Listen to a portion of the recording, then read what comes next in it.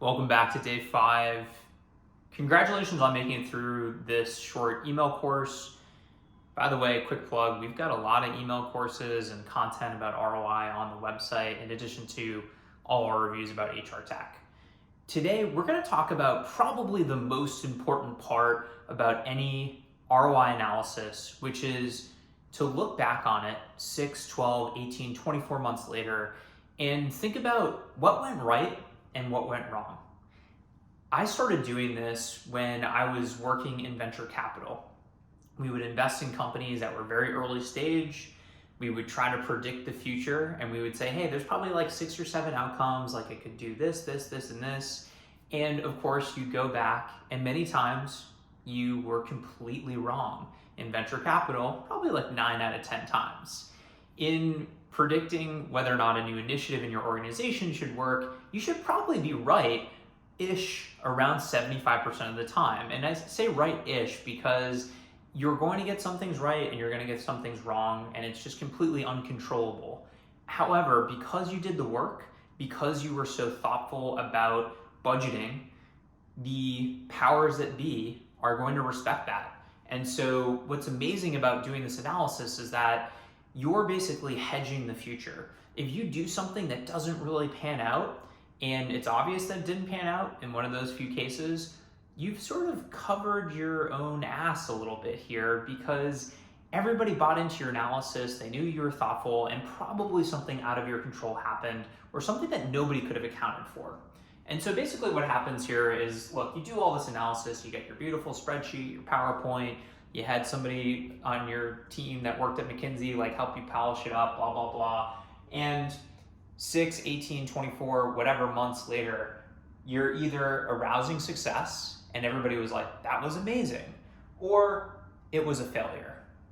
Actually, what's more likely than that is it's somewhere in the middle, right? This isn't gonna make or break your company in most cases, and it's also not gonna sink it. It's probably gonna be something that helps out or doesn't really. And what's amazing here is that this spreadsheet is sort of like a time capsule. It's sort of like a journal entry that you can look back on and you can be like, wow, I can't believe we thought that every single recruiter on our team was going to use this new sourcing tool. That was crazy.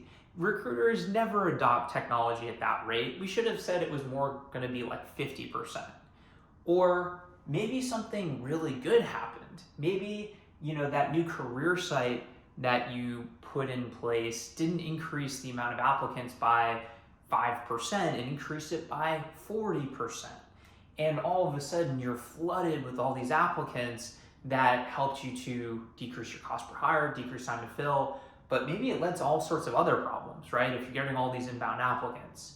And so what's amazing is that for your own personal perspective, you can have this very reflective, introspective moment where you go back and you're like, wow, totally underestimated this, overestimated that, didn't see this coming, and that's gonna make you a better manager. You can do a post-mortem with your group, doesn't have to be mortem, right? Maybe your success, and sort of share the learning so that your organization gets institutionally better. And then when you go back to the CFO for your new initiative 6 months later, you are armed with all of these tools from your previous initiative that allows you to have a more credible conversation, even if this didn't live up to expectations, to do the next one. Because again, when somebody is being thoughtful, when somebody is clearly learning and thinking through all the angles as much as they possibly can, they're going to have a much easier time in getting something across the wall or across the finish line.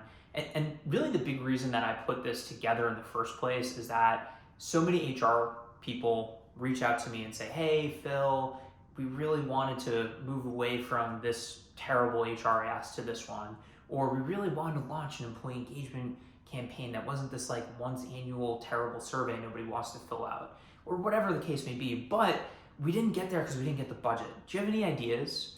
And that's why we started doing ROI calculators on most of our landscapes for different tech out there, whether it's video interviews or a new ATS, things that maybe aren't quite as intuitive to how do you get to ROI. We want to explain that to people, and hopefully this course is a good foundation across lots of different initiatives that you can use. And my last tip, and I can't emphasize this enough, is truly use this as like a time capsule, journal entry, set a calendar invite to go back 6, 18, 24 months from now, revisit these, because you're gonna be shocked at what you thought was gonna happen, and you're probably gonna be pleasantly surprised, and well as the opposite and in between, but you're just gonna learn so much about yourself.